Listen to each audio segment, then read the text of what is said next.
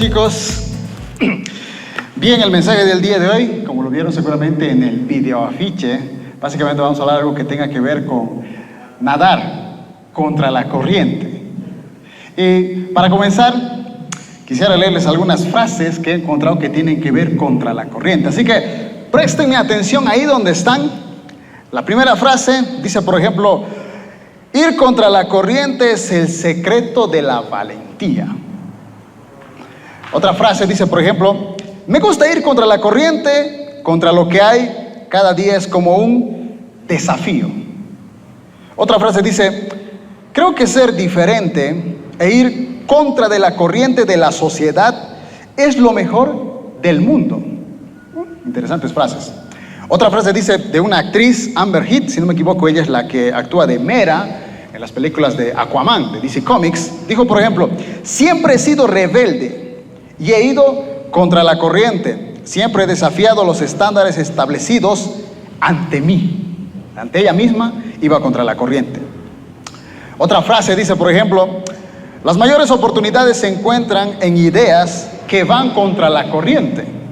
Y esta última frase dice, por ejemplo, ¿por qué volver a cubrir el mismo terreno? Va contra mi corriente repetir una misma historia contada una vez y tan claramente, ¿no? Es como que estas frases nos motivan a ir en contra de lo que parece normal, ¿no? Este mundo, digamos, por así decirlo, va a este lado, pero nosotros tenemos que ir en contra de esa corriente.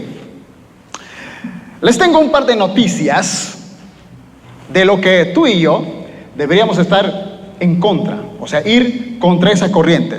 Actualmente, mis estimados amigos, vivimos en una generación que hace un tiempo atrás hablamos, ¿verdad? La generación de cristal, una generación que no le gusta la disciplina, que tú le dices algo, rápidamente se ofende y como el cristal se rompe. Vivimos en esa generación a la cual nosotros tenemos que ir en contra de esa corriente. Vivimos en una generación rebelde, que no respeta a su autoridad, sea papá, sea líder, pastor, maestro de la escuela, jefe de trabajo. Vivimos en una generación rebelde donde constantemente cuestionan a la autoridad. Nosotros tenemos que ir contra de esa corriente. Vivimos en una generación, fíjense, una generación que se le está llamando la generación TikTok, porque es una generación que repite lo que los demás hacen, ¿no? Como los famosos videos de TikTok, ¿verdad? Hay un baile famoso o un chiste gracioso y todo el mundo empieza a repetir lo mismo. Nosotros, como cristianos, no tenemos que necesariamente hacer lo que los demás hacen. Tenemos que ir contra de esa corriente. ¿Alguna vez escuché decir que vivimos en una generación que no va contra la corriente? Una generación que llama a lo malo bueno y a lo bueno malo. Nosotros tenemos que llamar a lo bueno bueno y a lo malo malo. Y vivimos, fíjense, en una generación sin sabiduría. Sí. Vivimos en una generación que no tiene nada de sabiduría. Proverbios capítulo 1, verso 7, el famoso libro de la sabiduría, dice, por ejemplo, el principio de la sabiduría es el temor de Jehová. El principio de la sabiduría es el temor de Jehová. Para que podamos entender esto un poco mejor, en otra versión, la palabra de Dios para todos lo traduce de la siguiente manera. Respetar al Señor es el principio de la sabiduría. Es decir, que lo que dice como temor, acá lo traduce como respeto. El respeto al Señor es el principio de la sabiduría. En otra versión, Dios habla hoy, dice, por ejemplo, la sabiduría comienza por honrar al Señor. Y la que más me encanta a mí, creo que es la definición o el ejemplo perfecto para que se pueda entender cómo tú y yo podemos adquirir sabiduría, es Proverbios capítulo 1, verso 7, pero en la traducción lenguaje actual. Dice lo siguiente: todo el que quiera ser sabio debe empezar por obedecer a Dios. O sea que el temor de Dios no tiene que ver con miedo ni espanto. De hecho, en el original, esa palabra tiene que ver con reverencia. Cuando habla de temor está hablando de reverencia, cierto respeto, honor que tienes a Dios. Es decir, que vas a obedecer todo lo que está establecido en su palabra. ¿Y qué vas a hacer? Sabio. Yo les pregunto a ustedes, ¿qué entendemos por sabiduría? ¿A qué nos referimos por sabiduría? A ver, alguien que me pueda decir así, en su poco conocimiento, ¿qué entendemos por sabiduría? Un conocimiento que se ha establecido durante años por la lectura, ¿Ya? la experiencia. Un conocimiento adquirido durante muchos años, que también tiene que ver con la lectura adquirida, es decir, con la experiencia de las demás personas, ¿verdad? A ver, por ejemplo, les voy a leer algunas definiciones que he encontrado en internet. El famoso doctor Google, el maestro, dice, por ejemplo, sabiduría es conjunto de conocimientos amplios y profundos que se adquiere mediante el estudio o la experiencia. Sabiduría dice que es la facultad de las personas para actuar con sensatez, prudencia o acierto. Y fíjense, dice por ejemplo, la sabiduría es la cualidad atribuida de quien posee una gran cantidad de conocimientos y se distingue por usarlos con prudencia y sensatez. La sabiduría se desarrolla con el tiempo,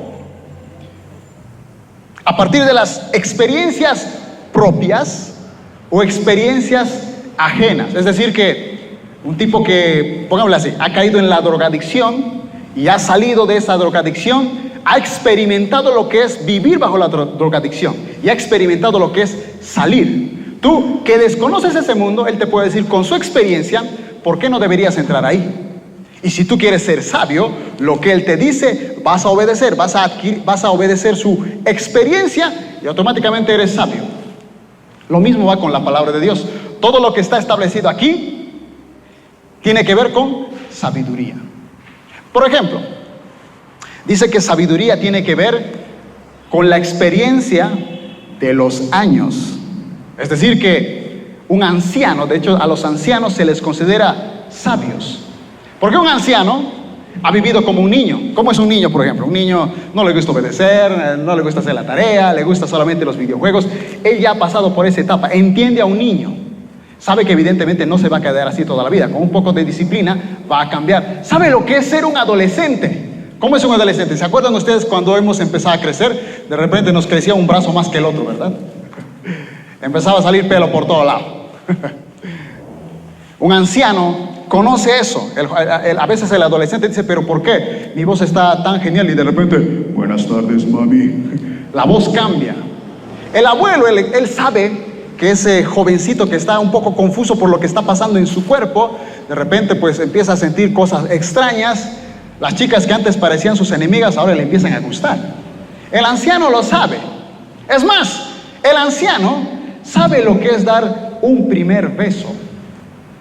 Si alguno de ustedes alguna vez ha besado a alguien, ha experimentado por primera vez el beso, en este caso que tiene que ver con el amor.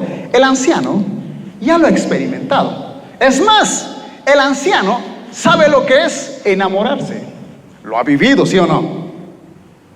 Posiblemente hasta el anciano sabe que es que lo manden a la friendzone, ¿no? Lo ha experimentado, sabe que es tener el corazón roto y que parece que el mundo se va a perder y te quieres morir y desaparecer del planeta. Él sabe que ese dolor es momentáneo, en un par de meses o tal vez años va a desaparecer, ¿no? Algunos se están riendo aquí. El anciano es más, sabe lo que es estar casado. La mayoría de los que estamos aquí creo que no estamos casados, pero el anciano sabe lo que es estar casado. Ha vivido, es más, ha tenido hijos.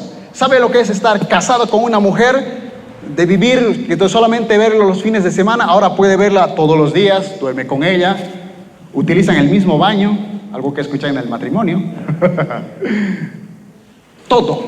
Y tiene hijos además. Esos hijos además crecen y un día hasta puede tener nietos. Tiene la experiencia de qué es tener nietos.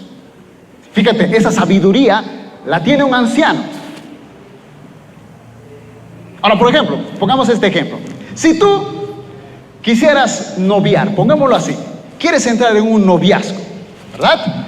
Pero quieres evitar errores, has escuchado malos comentarios, malas experiencias y tú evidentemente no quieres equivocarte, porque estamos hablando del corazón. De hecho, noviazgo, por si acaso, noviazgo no es tomarse de las manos, abrazarse y darse besitos. Noviazgo significa relaciones con propósito de matrimonio. Eso es noviazgo, es decir, con la persona que planeas estar, van a ir al altar para vivir juntos. Al menos eso es lo que entendemos de noviazgo. Ahora yo te pregunto, si tú quisieras encontrar al amor de tu vida, no equivocarte en elegir a la pareja, ¿a quién deberías pedir consejo? ¿A un anciano con una sabiduría que incluso ya se ha casado, ya tiene hijos? ¿O tu amiguito, tu amiguita que hace poco acaba de terminar con su ex y dice que tiene toda la experiencia y sabiduría para decirte cómo elegir bien? ¿Quién es más sabio? El anciano. Sin embargo, nuestros jóvenes, ¿a quiénes preguntan? a sus amigos, ¿verdad? Y algunos preguntan hasta a sus amigos que ni siquiera son cristianos. Fíjense, vivimos en una generación que no es nada sabia. En vez de buscar a alguien experto en un mundo que tú desconoces, prefieres preguntarle a tus amigos, a tus amigas, que ni siquiera conocen lo que es matrimonio, no saben ni siquiera lo que es tener hijos. Y fíjense, vivimos en una generación, como les decía, que no obedece a la autoridad. Es más, siempre a la autoridad le llaman los viejos, ¿verdad? Esos viejos, ¿qué saben? Estamos en otra época. Nosotros somos la generación millennial, por así decirlo, ¿verdad? Esos son los X o no sé qué. Fíjense que cuando tú lees el libro de Reyes, el hijo de Salomón, el hombre más sabio de la tierra, ¿quién era? Roboam. Roboam, fíjense, después del hombre más sabio que construyó el templo, que era el hombre que trajo mucha prosperidad, vino de Saba una mujer para adquirir sabiduría de este hombre. Fíjense, ahora su hijo es el que va a suceder el rey. Fíjense la presión, tu papá era un sabio y ahora tú eres el que tiene que continuar el legado. Fíjate esa presión. Así que Roboam, dice el libro de Reyes, que va a buscar a los consejeros. Los consejeros eran ancianos, gente experta que habían trabajado tal vez con David, con parte de Saúl, con Salomón. Tenían mucha experiencia en gobierno de la nación de Israel. Va Roboam con los ancianos y le dice: mis queridos ancianitos, ¿qué consejo me dan para que pues que me vaya bien en el reino? O sea, voy a gobernar y necesito que me vaya bien. Estoy medio compitiendo con mi papá, que es Salomón. Los ancianos le dicen: ¿saben qué? Esto es lo que tienes que hacer, estimado Roboam. Tienes que bajar los impuestos.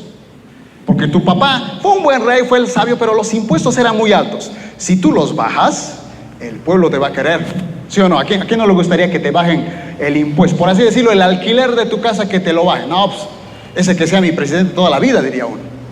Sin embargo, Roboam dijo: ok, ese es el consejo de estos viejos atus que no saben nada. Y dice que fue donde sus amigos, los de su misma edad.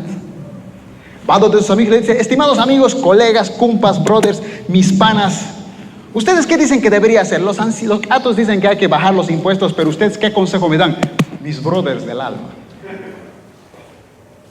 Y estos desgraciados le dicen: ¿cómo vas a bajar los impuestos? No, tienes que duplicar los impuestos. ¿Qué creen que hizo el desgraciado de Roboam?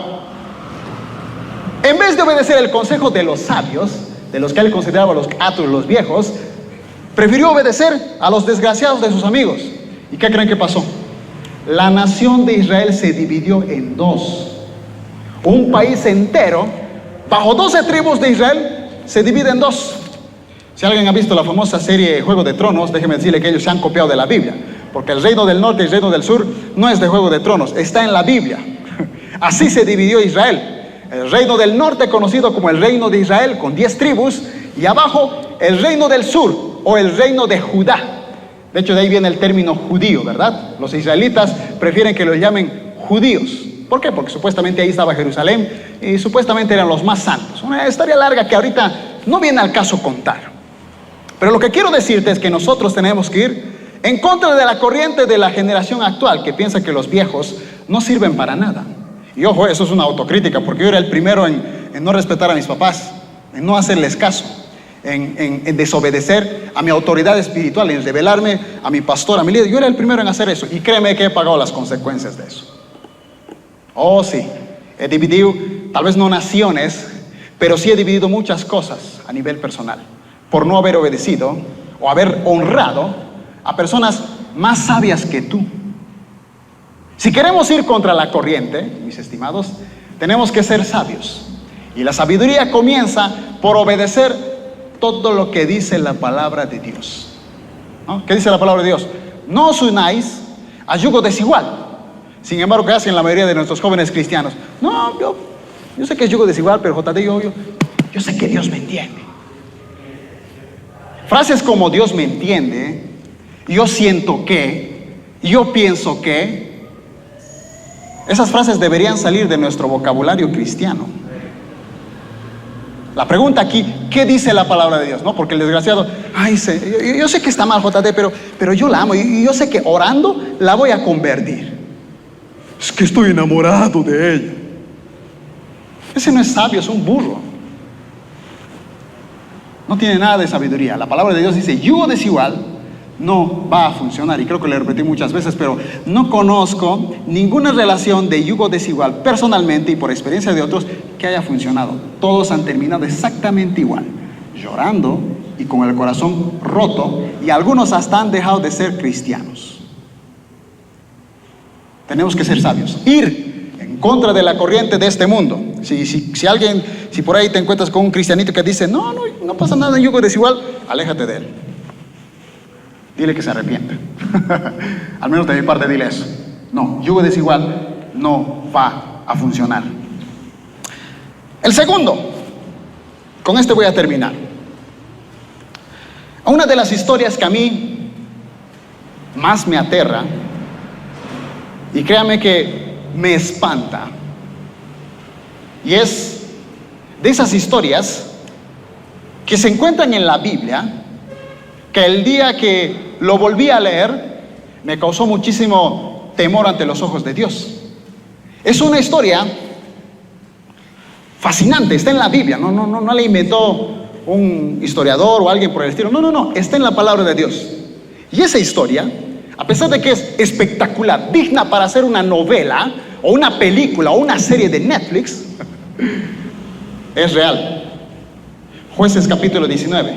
El título en todas las versiones de la Biblia es El levita y su concubina.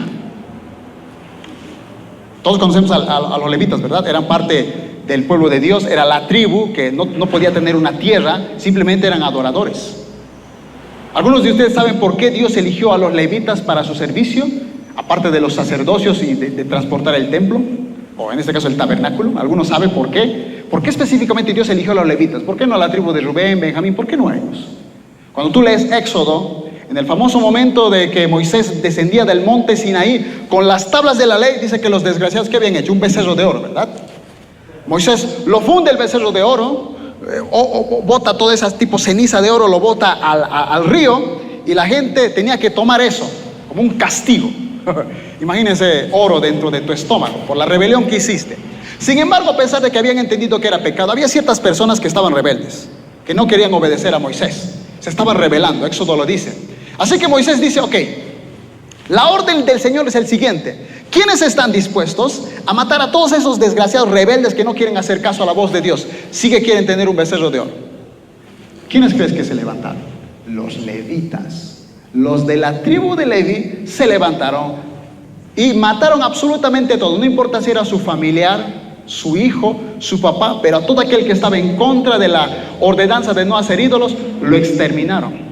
Por eso Dios eligió a los levitas, porque esa santidad extrema que tenían ellos la necesitaba Dios. Por eso digo, ustedes van a ser dedicados a mí, no van a trabajar. Esta historia habla de un levita, pero menciona una concubina. Por ejemplo, nosotros, ¿qué entendemos por concubinato?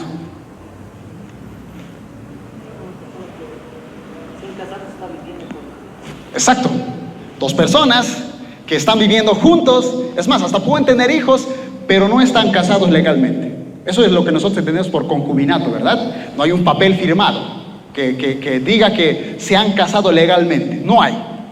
Sin embargo, en los tiempos de los jueces, porque esto está en el libro de Jueces capítulo 19, no era lo mismo el significado que nosotros entendemos de concubinato. La concubina era, por ejemplo, la segunda esposa que un hombre podía tener. Deuteronomio dice que un hombre podía tener 2 esposas siempre y cuando la podía sostener económicamente. Y aparte, una de las razones principales por las cuales se permitía a algunos tener era si su mujer, es decir, si yo soy el levita y mi mujer es estéril, no puede darme hijos, entonces tengo el derecho, si tengo económicamente la provisión, de tener otra esposa, a la que considero concubina. Es decir, solamente es una mujer que está para mí, tiene mis beneficios, pero lo único que sirve, por así decirlo, es para procrear hijos. Puede parecer un poco feo, ¿verdad? Pero también hay que entender que en esos tiempos no era como ahora. Las mujeres no podían tener tierras. Los que heredaban las tierras eran los hijos, los varones. Así que la mujer, si quería vivir, no morirse de hambre, por así decirlo, porque ya estaba mayor de edad, pues prefería ser, aunque sea la esposa secundaria o la esposa de segunda categoría. ¿Ok? Entonces se entendió, ¿verdad? Para que puedan entender esta historia del levita y la concubina. Dice la historia, el segundo versículo, que esta mujer, por alguna razón, se fue de su casa durante 4 meses a la casa de su papá. Habían pasado 4 meses, el levita decide ir a buscar a su esposa, va y se queda 3 días en la casa de su suegro. Su suegro lo recibe bien, o sea, no había ningún problema entre suegro y nuero, por así decirlo, todo estaba correcto. Pero llega después de 3 días, él se quería ir a su casa, era levita, suponemos que tenía algunas funciones, trabajo, ¿verdad? Sin embargo, el suegro le dice, no, quédate un día más, ya puedes almorzar, cenar, quédate nomás. La cosa es que se hizo de noche, así que se quedó. 4º día. Al 5º día se quiso ir, pero pasó exactamente lo mismo. El suegro lo convenció. ¿Sabes qué? Quédate aquí, no pasa nada, almorzaremos, charlaremos. Se hizo de noche y dijo, mira, mañana te vas. Era el 6º día y el levita dijo, no, ahora sí, hoy sí o sí, me voy. No quiero saber más, ya, listo, volví por mi esposa o mi segunda esposa, me tengo que regresar. Era de la tribu de Efraín. Del mapa de Israel, que es larga, la tribu de Efraín estaba arriba. Él había bajado a la tribu de Leví a recoger a su concubina, su esposa. Tenían que regresar, su concubina con su esclavo, tenían que pasar por una ciudad que era parte de la tribu de Judá, llamada Jebús. Jebús era un lugar de idolatría. Sin embargo, Jebús, muchos años después, básicamente en los tiempos del rey David, fue la ciudad de Jerusalén. Un lugar evidentemente muy importante para Israel, pero David todavía no había nacido, no había llegado, así que ese lugar se llamaba Jebús y estaba lleno de pecado. Imaginamos que era tal vez 6 de la tarde, algo por el estilo, y habían llegado a la ciudad de Jebús y le dice el esclavo a su amo, ¿qué tal si nos quedamos aquí? Ya es muy tarde, de noche, nos pueden asaltar. Sin embargo, contra todo lo que puedas pensar, el levita dice, no, ¿cómo nos vamos a quedar en esta tierra de pecadores? Vámonos más adelante. Más ahí sí está la tribu de Benjamín. Y ese lugar es, pues nuestra tierra es santa. Es más, dice que llegaron a un lugar llamado Gibeá. Gibeá era parte de la ciudad de la tribu de Benjamín. Se supone que ellos se habían establecido en una especie de plaza. Por ley, cualquier israelita debía alojar a cualquiera que había llegado a esa plaza. Es decir, entre israelitas se ayudaban, se colaboraban. Sin embargo, nadie esa noche, ya era de noche, imaginaos medianoche tal vez, nadie lo recibió a este levita. Dice que apareció un anciano que no era parte de la tribu de Benjamín, pero él era parte de otra tribu, la tribu de Efraín, de donde venía este mismo levita. Así que ese anciano le dice, ¿sabes qué? ¿Por qué te voy a alojar en mi casa? Venite a mi casa, yo te voy a alojar. Le da incluso bebida a los animales. Sin embargo, dice que esa noche, no sé, tal vez 1 de la mañana, pienso yo, alguien toca la puerta. Fuerte, agresivamente. El anciano sale de su puerta, abre y pregunta quién es, y dice que había varios hombres de esa ciudad de Gibeá. Esos hombres le dijeron, queremos que saques a ese levita de tu casa, porque nosotros queremos tener relaciones sexuales con él. La gente de Gibeá eran homosexuales, eran gays, y querían abusar sexualmente a este extranjero. Es curioso, ¿verdad? Porque se supone que la tribu de Benjamín ya había dominado Gibeá. Por alguna curiosa razón, Gibeá tenía gente pecadora. Cuando tú lees otros libros, ahí especifican que el mandato que Dios había dado a Israel era, cuando llegues a un territorio, saca a toda la gente de ahí, no tengas en ninguno. Sin embargo, estos desgraciados no hacían caso, como siempre. Así que decían, ok, les hemos quitado sus tierras, pero van a ser nuestros esclavos. Es más, les vamos a pedir impuesto, ¿no? Ese era su pretexto, supuestamente para hacer bien las cosas de Dios. Producto de eso, había gente homosexual en la tierra de Israel, en la tribu de Benjamín. El anciano, contra todo lo que puedas pensar, dice, ¿sabes qué, estimado gente? No les puedo dar al invitado, es mi invitado de honor. Se supone que tengo que darle muchísimo cuidado, respeto, es alguien importante para mí. Pero sí te puedo dar a mi hija. Mi hija es virgen, y puedes hacer con ella hagan lo que ustedes quieran, pero a mi invitado no lo toquen. Es más, de ocultitas puedo sacar a la concubina de aquí del levita, y con ella también pueden hacer todo lo que quieran, pero al levita no me lo toquen. Sin embargo, los de Gibeá dijeron, no, sí o sí queremos al levita. Imagino que el griterío era tan fuerte que dice que el levita escuchó eso, seguramente estaba en su habitación antes de dormir, y él mismo dijo, ok, estos desgraciados me quieren violar, así que lo que voy a hacer es sacar a mi concubina, y dice que jaló a la concubina, a la fuerza la sacó afuera, y dice que aparte de los que habían venido, que eran homosexuales, parte de la ciudad de Gibeá vinieron y abusaron a esta mujer toda la noche. No sé, no sabemos, 20 personas, 30, 40, 50, 100, toda la noche. Pongámosle 6 horas de violación entre varios hombres. Si eran gays, imagínense las cosas perversas que seguramente hicieron con esa mujer. Dice que había amanecido, imaginamos que era 5 de la mañana, la mujer arrastrándose, llega hasta más o menos el dintel, la puerta, pone su mano más o menos, tal vez había una grada y ahí se desmaya. Una media hora después sale el desgraciado, el levita, ¿verdad? Abre la puerta, ve a su mujer, le dice, mi amor, levántate, es hora de irnos a casa. Pero la mujer no respondió nada, había muerto, había fallecido. Así que él levanta a su mujer, lo pone seguramente en su burrito, en su animal, y se va hasta la tribu de Efraín. Cuando llega a la tribu de Efraín, estoy convencido que muchos haríamos un velorio, ¿verdad? Un entierro. Pero no, el desgraciado no hizo eso. La descuartizó en 12 pedazos a su concubina. Y cada uno de esos pedazos lo envió a las 12 tribus de Israel. Ahí termina la historia del capítulo 19 de Jueces. Cuando yo leí esta historia, me hice una pregunta. ¿Por qué esa mujer se fue de la casa del levita? El pasaje no especifica por qué se fue, simplemente dice que se fue durante 4 meses y el levita fue a buscarla. ¿Alguno de ustedes ha visto que su papá o su mamá se ha ido de su casa? ¿O por qué crees que una esposa dejaría a su esposo para irse con su papá? Yo, por ejemplo, vengo de una familia disfuncional. Mis papás se separaron cuando yo tenía 11 años de edad. Y antes de que eso pasara, muchas ocasiones mi mamá se fue de casa. ¿Y saben por qué se fue? Porque en casa no le daban amor. Mi mamá planchaba la ropa de mi papá no le daba las gracias. Mi mamá cocinaba, desayuno, almuerzo, cena, se lo daba con mucho cariño, y mi papá ni siquiera le daba las gracias. Es más, decía, está salado. Y un día mi mamá se hartó, dijo, no aguanto más, me voy. Y se fue con mi abuela. Porque evidentemente cualquier mujer sabe que si tu esposo no te ama, tu papá sí o sí te va a recibir con los brazos abiertos. Él sí te va a amar. Esta mujer, aunque la Biblia no especifica, estoy seguro que se fue por falta de amor. Efesios capítulo 5. A ver, acompáñenme ahí. Y quiero que los varones me presten muchísima atención. Las mujeres también, pero más que todos los varones.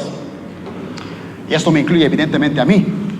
Efesios capítulo 5, verso 25, dice lo siguiente. Para los maridos, eso significa, ame cada uno a su esposa, tal como Cristo amó la iglesia. El verso 28 dice, el marido debe amar a su esposa como ama a su propio cuerpo. Vuelve a repetir, ama a tu esposa. En ese mismo versículo dice, pues un hombre que ama a su esposa en realidad demuestra que se ama a sí mismo. Y el verso 33 dice, por eso repito, cada hombre debe amar a su esposa como se ama a sí mismo. 4 ocasiones en este mandato para los esposos le dice a los varones, ama a tu esposa como Cristo amó la iglesia, ama a tu esposa como te amas a ti mismo, ama a tu esposa como a ti, y te repito, ama a tu esposa. ¿No? Ese pasaje habla supuestamente de las reglas del esposo y la esposa. Sin embargo, cuando tú analizas lo que le dice a la esposa, es todo lo contrario. En el verso 22 dice, para las esposas significa, sométase cada uno a su marido. El verso 24, así como el marido somete a Cristo, de igual manera la esposa debe someterse en todo a su marido. Y el verso 33, y la esposa debe respetar a su marido. No le pide que ame a la mujer, al esposo. Le pide al hombre que tenga que amar. Muchos teólogos dicen que muy posiblemente ese desprecio que hasta el día de hoy existe contra la mujer, ¿no?, lo que conocemos como el machismo, dice que viene a raíz de Eva, porque la que comió el fruto, ¿quién fue? Eva. De ahí viene el desprecio supuestamente a la mujer. Sin embargo, yo cuando leí este pasaje me he preguntado, ¿será que los hombres, ojo, y soy varón, ¿será que los hombres tenemos que aprender a amar? Yo he conocido, por ejemplo, parejas, dos adolescentes, pongámosle, ¿no? La mujer se embaraza. ¿Qué es lo que por lo general suele pasar? El hombre sale corriendo. La mujer no. La mujer, aunque sabe que ese embarazo va a impedir que ella pueda seguir trabajando, porque no puede trabajar, embarazada, van a hacer ese bebé, va a tener que cuidarlo, tampoco va a poder trabajar. Imagínate cómo lo va a tener que sustentar. Sin embargo, el desgraciado que le juró amor eterno, salió corriendo. No estamos generalizando, pero por lo general, eso suele pasar, ¿sí o no? Es como que al hombre le cuesta amar. Este levita dejó que, o en este caso la mujer se fue de su casa porque no le daba amor. Ahora, ¿por qué predico esto? ¿Qué tiene que ver esto con ir en contra de la corriente? Muchos en nuestras iglesias, o en esta iglesia en caso, tenemos a la novia, al cuerpo de Cristo, como si fuera una concubina. No la valoramos, no la respetamos.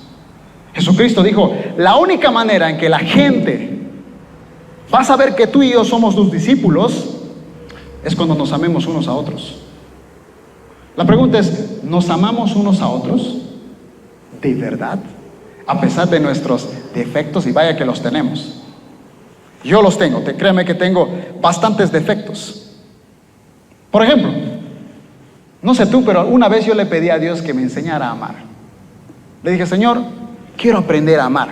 Quiero realmente amar a mi prójimo. ¿Qué creen que pasó? Al día siguiente me llené de amor y mágicamente empecé a amar a todo el mundo. Al día siguiente, por alguna curiosa razón, todo el mundo me empezó a odiar. A mí me gustaba, por ejemplo, la música, bueno, me sigue gustando la música rap. Y me acuerdo que en una iglesia, no es esta iglesia, es otra iglesia, donde estaba muy de moda la música rap, me acuerdo, hace muchos años atrás, año 2010 creo, y había unos cuatecitos conmigo, rapeábamos, es decir, éramos raperitos, improvisábamos. Ya no sé improvisar, pero en ese tiempo improvisaba. Así que estaban improvisando, pero había un dato curioso. Como yo era alguien que siempre iba a la iglesia, siempre asistía fiel, cuando quería presentar algún número especial, el pastor me decía, adelante, no pasa nada, ni me pidas permiso, puedes tocar. Para estos dos que venían cuando se les pegaba la gana, el pastor decía, no, tienes que venir fielmente y así te vamos a dejar lugar para dar tu número especial. Así que en una de esas, después de yo haber pedido a Dios que me enseñe a amar, estaban aquí los cuates improvisando, ¿verdad? Estaban ahí yo y no sé qué, estaban improvisando.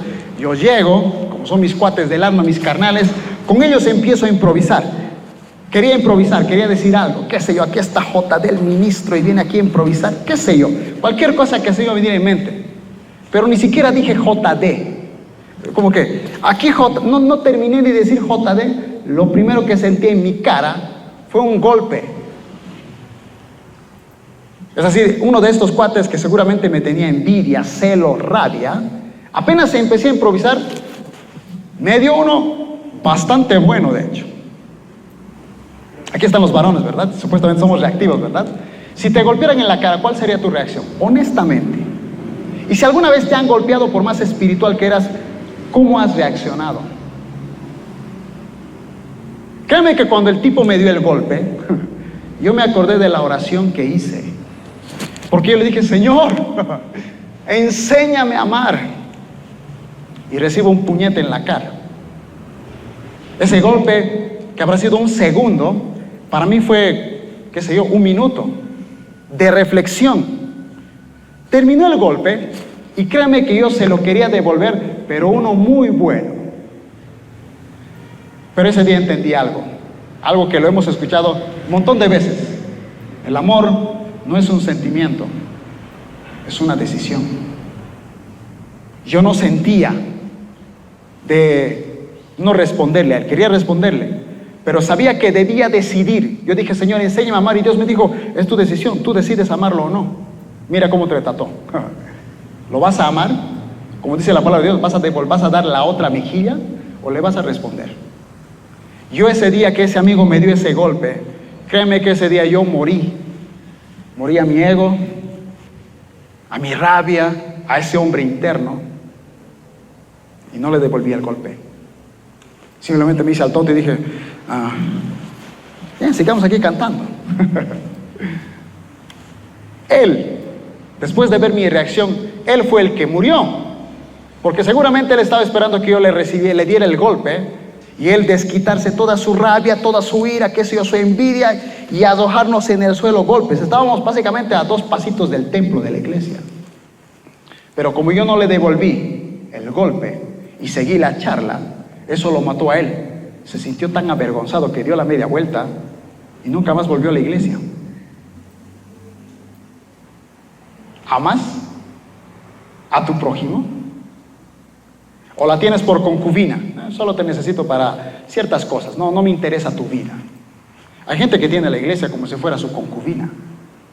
No ama al cuerpo de Cristo. Tú y yo somos el cuerpo de Cristo. No tienes que amar solamente al tipo que te cae bien. Tienes que amar y orar por la persona que te cae mal, por la persona que te ha hecho daño. Deberías interceder todos los días. Vivimos en una generación egoísta. Señor, úsame, bendíceme, levántame. Cuando Jesucristo enseñó a orar, Él nunca dijo Padre mío, dijo Padre nuestro. Venga tu reino a nosotros, perdona nuestras ofensas, líbranos del mal. ¿Sabes cuál debería ser nuestra oración? Señor, úsanos a todos. Esa debería ser nuestra oración. Esa es mi oración. Señor, levanta a todos los de la iglesia central misionera, a todos, no importa si sean ancianos, niños, jóvenes, a todos levántanos con poder. ¿Eso cómo se logra? Cuando en la intimidad de Dios te llenas de su amor. Solamente ahí amas al prójimo como a ti mismo, porque ese es el gran mandamiento, ¿verdad? Amarás al Señor tu Dios con todo tu corazón, con toda tu alma, con toda tu mente, y a tu prójimo como a ti mismo. Si dices que amas a un Dios que no ves, pero no lo demuestras amando al prójimo que sí ves, no estás haciendo las cosas correctas. Necesitamos ir contra la corriente. Esta generación no ama. Enojarte, aunque tú no lo creas, enojarte contra tu hermano, para Dios es asesinato.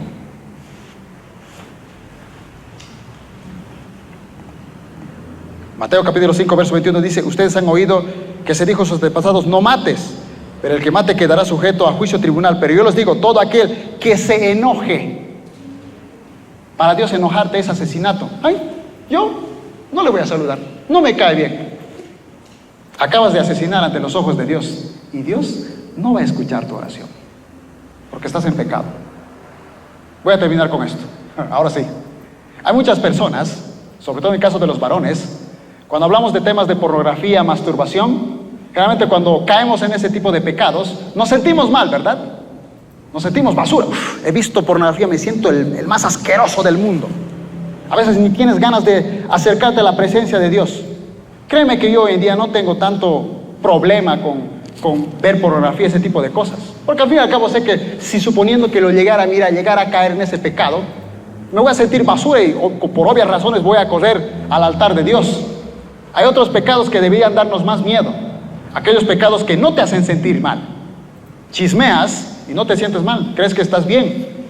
No pasa nada, no, es una crítica constructiva. Acabas de chismear y los chismosos no entrarán al reino de Dios. Y eso no te hace sentir mal y estás en pecado. Eso a mí me preocupa más. Aquellos pecados que tal vez yo no sé que son pecados, pero son pecados y yo no los sé o no los quiero asumir. Eso a mí me preocupa más que ver pornografía. Porque voy a ver pornografía, me voy a sentir mal. Pero si chismeo, si me enojo, capaz no me siento mal. Y estoy en pecado ante los ojos de Dios. Vamos a ponernos de pie.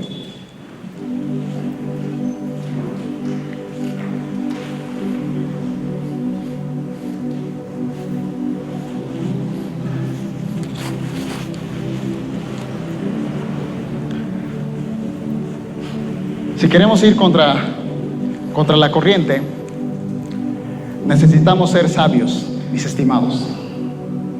Y solo vas a ser sabio cuando obedezcas todo lo que dice la palabra de Dios. Por eso tienes que leer tu Biblia todos los días, no una vez a la semana. Es más, ni siquiera deberías enfocarte tanto en los libros que lees, porque muchos de los libros te cuentan la experiencia que el autor tuvo con Dios. Pero tu experiencia con Dios, tu conocimiento, tu revelación que te le puede dar Dios a ti, no va a caer si lees un libro. Va a caer cuando tú leas la palabra de Dios, estés horas en oración. Y necesitamos ir contra la corriente en una generación donde no se ama. Y esto pasa dentro de nuestras iglesias. ¿Saben lo que yo a veces me duele con el corazón? Enterarme que dentro de la iglesia hay gente que se venga. Sí, literal, se venga. Ese fulano me dice, nos vengaremos. Ayúdenme, mis estimados amigos. Y sus amigos lo ayudan a vengarse. Eso pasa dentro de nuestras iglesias. Eso no debería pasar aquí. Debería pasar afuera, en el colegio, en la universidad. No dentro de nuestras iglesias, pero eso es lo que sucede. No hay temor de Dios. No hay gente sabia.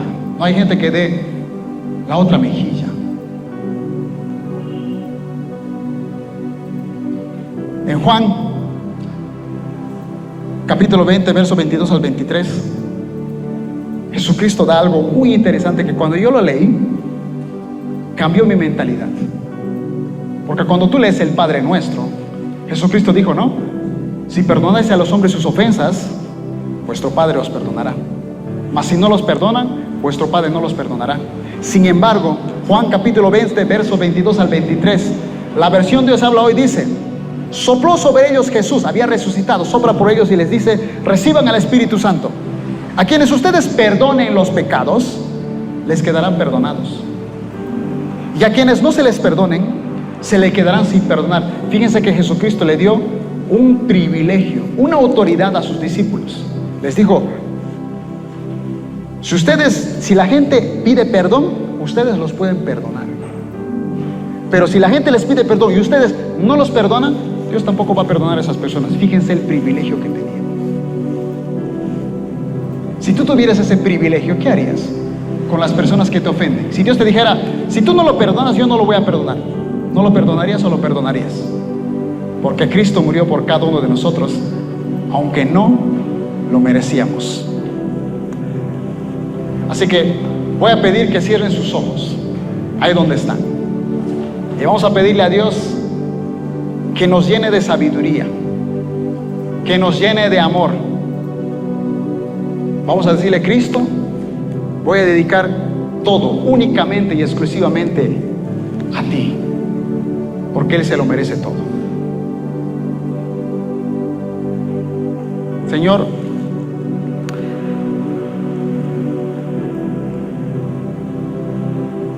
levanta una generación sabia de esta congregación, una generación que ame con todo el corazón.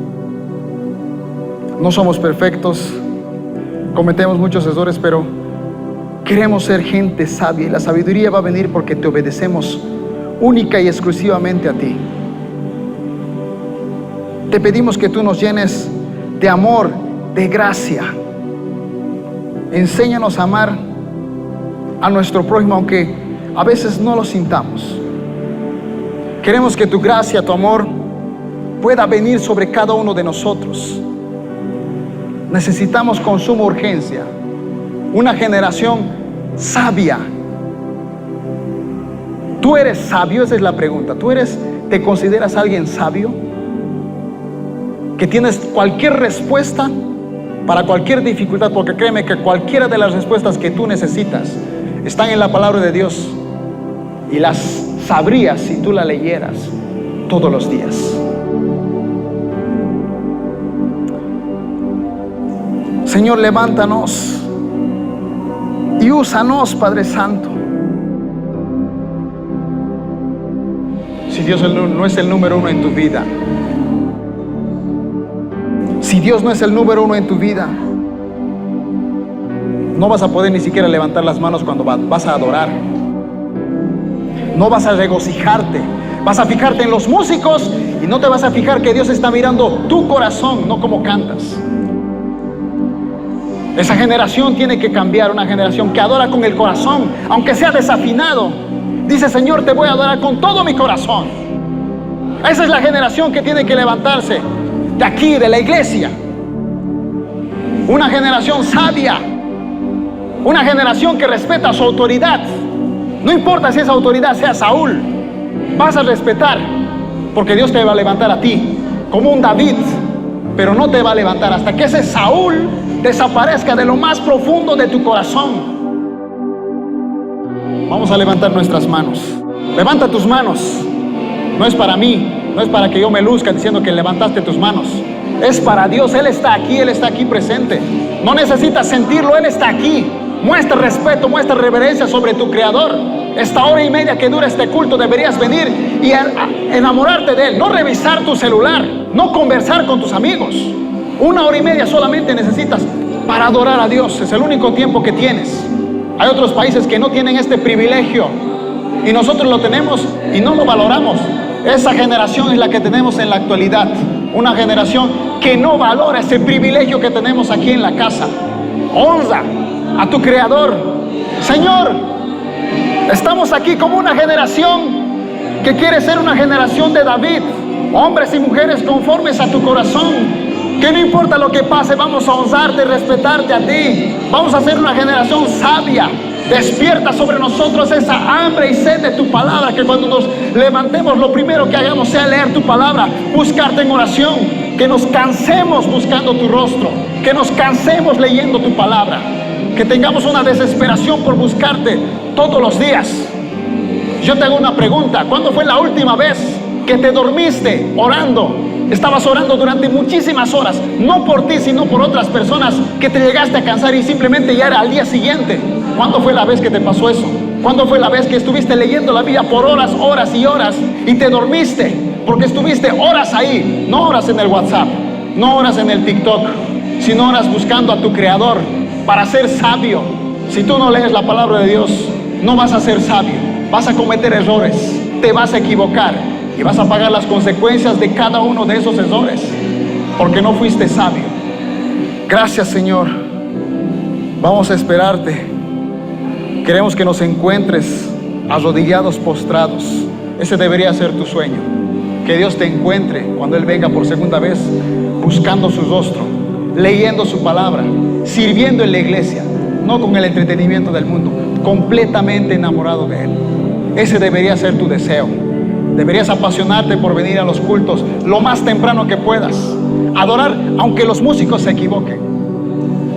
Esa es la generación que necesitamos en la actualidad. Y no sé tú, pero yo quiero ser parte de esa generación que va en contra de la corriente de aquellos que solamente se quejan. Yo quiero ser un adorador que ame a Dios por sobre todas las cosas. En el nombre de Cristo Jesús, amén y amén. Un fuerte aplauso para Jesucristo. Que Dios los bendiga. Gracias por su atención.